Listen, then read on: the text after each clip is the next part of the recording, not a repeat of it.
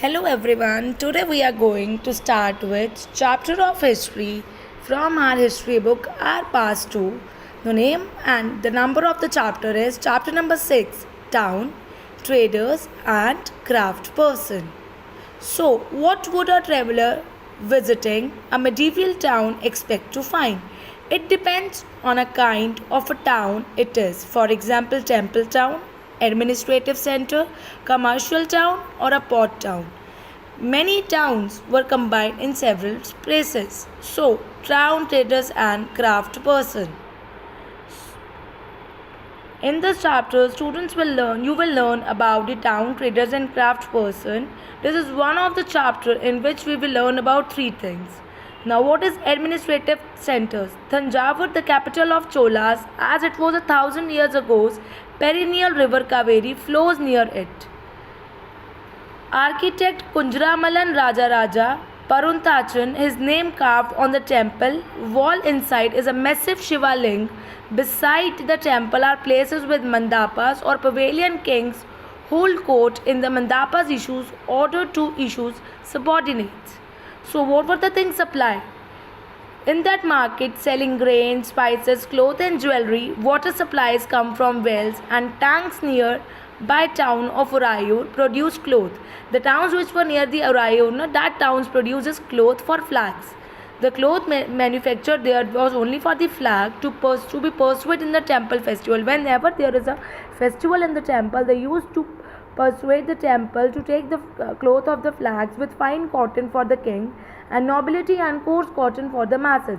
The people in the mass were requested to wear the coarse cotton and for the king it was designed with the fine cotton. Some distance away that Swami Malai, the sthapatis or the sculptors make exquisite bronze. In that area bronze was also famous. Bronze ideals. The ideals were of the worshippers who were there in the temple were made of the bronze, ornamental bell metals, etc. Temple towns and pilgrimage centers. Thanjavur explained of a temple town represent a very important pattern of urbanization. An important pattern of urbanization is explained. The process by which cities develop temples central to the economy and society build temples to demonstrate their devotion. These things were designed only to demonstrate their devotion. The people living there want to demonstrate their devotion to various deities. That means the gods which were present in the temple. Temples with grant of land and money to carry out elaborate rituals, field pilgrims and priests and celebrate festivals. Pilgrims who flocked to the temples also made donations. They used to give the donations. Temple authorities used their wealth to finance trade and banking. The donation which were collected by the people, what happened? The temple people used the authority for the trade and banking. Temples, priests, workers, artisans, trades, etc. settled near the temple. They all settled near the temple. Why? To cater their needs and to those of the pilgrims. Temple towns emerged around temples such as those Bilsa or Vadisha in Madhya Pradesh, Somnath in Gujarat. Somnath is a very famous temple and you all know that it is located in Gujarat. And one more other important temple town is Kanchipuram and Madurai in Tamil Nadu, Tirupati in Andhra Pradesh. Pilgrim centers developed into townships. The pilgrim centers were there. After that, what they were developed? They were developed into the townships. That is Vrindavan, Uttar Pradesh. It is a home of Kanaji, Krishnaji, as you all know, and Tiruvannamalai, Tamil Nadu are examples. Ajmer, Rajasthan, capitals of the Chauhan kings in 12th century, later become the Suba headquarters under the Mughals, provides an excellent example of religious coexistence. Chishti, the celebrated Sufi saint. Chishti is one of the Sufi saints in 12th century, attract devotees from all creeds. Now the turn of network of small towns. From 8th century onwards, subcontinent was dotted with several small towns that probably emerged from large villages had a mandapika to which mandapika is or mandi of later times to which nearby villages brought their produce to sell. They bring all their products which they produce to sell and had market streets called hatta, hat of later times. Lined with shops there were streets of different kinds of artisans such as potters, oil pressers, sugar maker, toddy maker. These all are the things which they used to sell there. They came from far places near to these towns to buy local articles and sell products of distant places like horses. The people come to sell the horses, sell salt, camphor, saffron, betel nut and spices like pepper, samantha or in later times. A jamindar built a fortified place in near towns, levied tax on traders. The jamindars, the people over there, used to build the towns and they take the taxes from the traders, artisans, and articles of trade. Sometimes donated the right to collect these taxes to local temples. And they have given the right also to collect the taxes from the local temples which had been built by themselves or by rich merchants, because the temples which were built there was by the rich merchants, were recorded in the inscription that they have survived on this day. It means that the people who came there for purchasing the things were getting the right to take the to collect the taxes from the local temples. Why? Because that local temples were built by the rich merchants.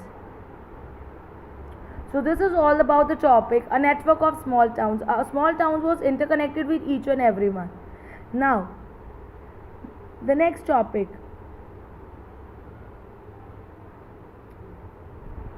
Sampi, located in the Krishna Aurangabad basin, capital of Vijayanagar. It is the capital of Vijayanagar Empire, founded in 1336. Its magnificent ruins reveal a well-fortified city. It was a well-fortified city. Architecture was distinctive. Buildings in the royal complex had splendid arches, domes, and pillared halls with niches for holding sculptures.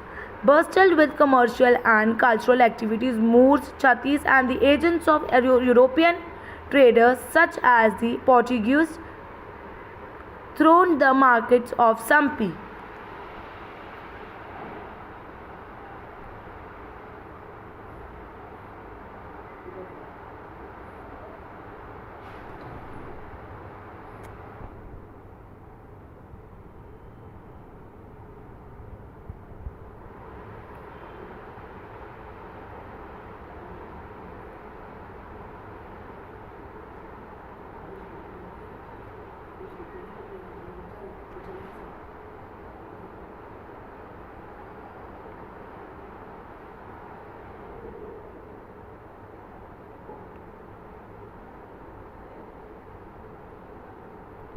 Because Hampi is situated in the Aurangabad basins formed by the nucleus of Vijayanagar Empire. Hampi was, as I've already told you, Hampi was distinctive building. Network of small towns. Now the topic comes, the network of small towns. From 18th century onwards, subcontinent was dotted with several small towns that had probably emerged from large villages and had a mandapika nearby to brought their products to sale. As I have already told you that they have a market street called Hatta, which was previously called Hat, in which oil pressers, sugar makers, everyone was there to sell their products. Alauddin administrative measures were successfully and praised. So the Jamindar laid the taxes from the people selling the products there, and they used to collect the donation from and taxes from the temples, because that temples were built by the rich merchants, were recorded in the inscription that have survived to this day. Other Jamindars built a fortified place in near those towns. Jamindars built a fortified place in near those towns. Alauddin administrative measures were successful and praised. He successfully withstood on the threat of Mongol invasion. So this is all about the network of small towns, how the network of small towns interconnect with each other. So the next topic is Surat. Now the turns come of the Surat. A closer look to Surat. Surat in Gujarat, the emporium of western trade during the Mughal period. Surat in Gujarat, it is a emporium of western trade during the Mughal period, along with Cambay and somewhat later Ahmedabad, Surat, the gateway for trade. It is a gateway for trade with West Asia via the Gulf of Hormuz. also called the gate of Mecca because many pilgrim ships set sail from here. Yes, all the pilgrim ships they set sail from here. Cosmopolitan and people of all caste and creed live there. One of the speciality of Surat is that people of all caste and creed live there, and it is a very beautiful place to see. In 17th century, the Portuguese, Dutch, and the English had their factories and warehouse at Surat. According to the English chronicler Ovington, wrote an account of the port in 1689. On average of 100 ships of different countries could be found. 100 ships. This point is very clear that in Surat, 100 of ships is there to could be found on this port. Several retail and wholesale shops selling cotton textile. One of the modern business of the Surat is that they sell cotton textile. Wholesale business is there. The textile of Surat was famous for the gold lace border. The textile of Surat is also famous for their gold lace border and had a market in West Asia and Africa and Europe. Built numerous rest houses to take care of the needs of people from all over the world to came to the city, magnificent buildings and innumerable pleasure parks. Thank you.